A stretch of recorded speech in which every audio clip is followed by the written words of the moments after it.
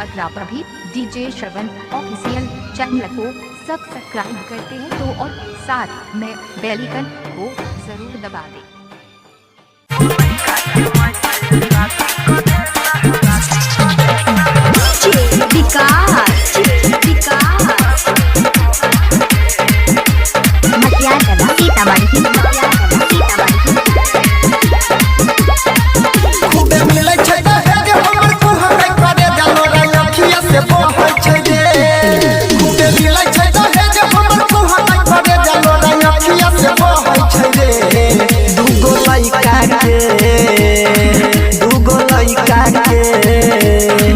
दूगो लइका के माई से शादी करेला बाबूजी कहै छै रे। दूगो लइका के माई से शादी करेला बाबूजी कहै छै रे। खूबे मिलै छै दहेज हमर कुहर करे जालो रंगखिया से बहै छै रे। खूबे मिलै छै दहेज हमर कुहर करे जालो रंगखिया से बहै छै रे। दूगो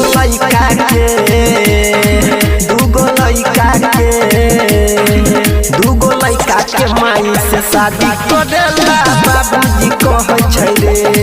दूगो लइका के माई से शादी करेला बाबूजी कहै छै रे।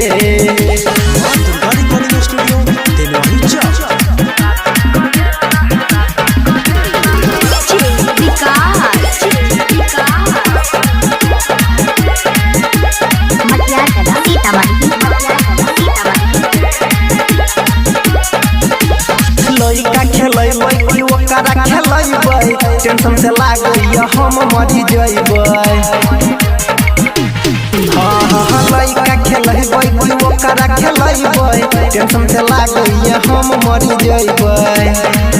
हमर फुटल कपार कोनी करे ने विचार हमर फुटल कपार कोनी करे ने विचार कोले कोले सब कहै छै रे। हमर फुटल कपार कोनी करे ने विचार हमर फुटल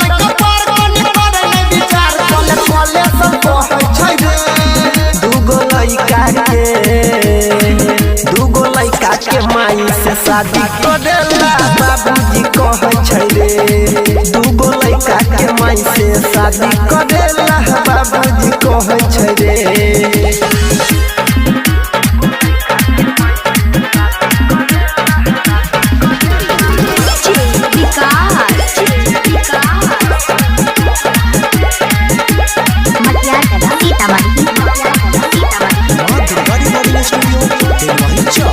शादी कटबै दे याद ओकरा से मिल के जिंदगी बेकार होत याद अनिल के।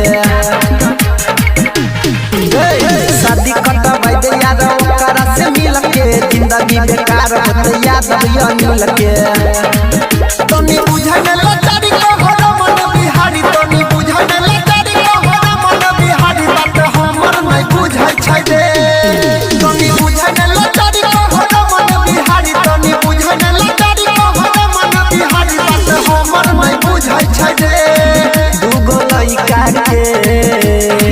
दूगो लइका के माई से शादी करेला बाबूजी कहै